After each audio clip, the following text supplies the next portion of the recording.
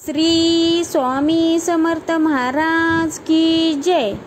हे स्वामी भक्तांनो, आज मी खूप दिवसांनी तुमच्या भेटीस आली आहे।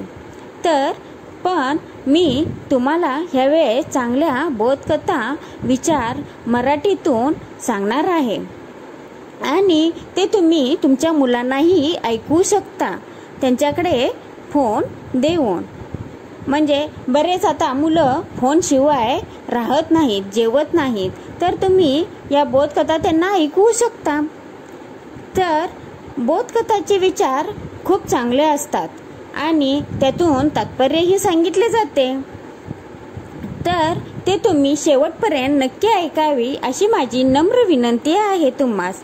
तर आपण अल्वा एडिसन थॉमस, तुम्हाला तर माहीतच आहे, त्यांनी कशाचा शोध लावला होता? तो ग्रामोफोन, पहिला फोन जो शोध काढला तो त्यांनी काढला होता।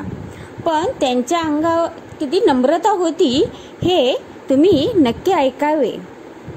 आणि तुम्ही जर पेजला सबस्क्राईब केलं नसेल तर सबस्क्राईब करावे, लाईक करावे अशी माझी नम्र विनंती आहे। तर बोधकथा बघा हा, माणसाच्या अंगी नम्रता असावी, तसेच शब्दांचा जपून वापर करण्याचे तारतम्यही असावे। या साऱ्यांचा संगम ज्याच्या ठिकाणी असतो त्याच्याच हातून मोठे कार्य घडते।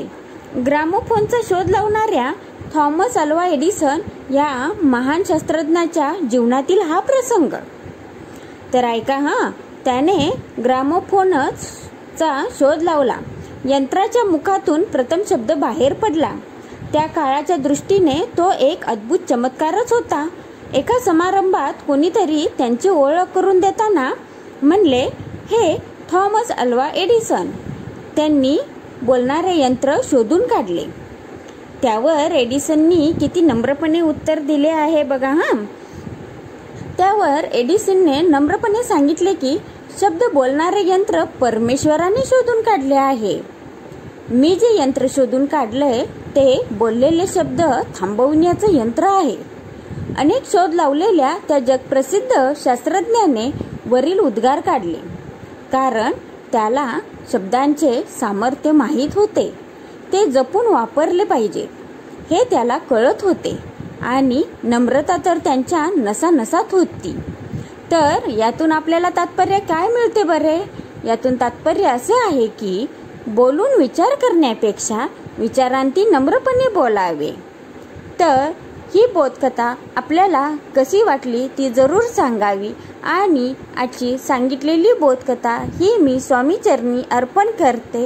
काही चूक झाल्यास माफ करावे आणि हा व्हिडिओ तुम्ही शेवटपर्यंत बघावा अशी माझी नम्र विनंती आहे। त्याचबरोबर पेजला सबस्क्राईब, लाईक, कमेंट जरूर करावी। धन्यवाद।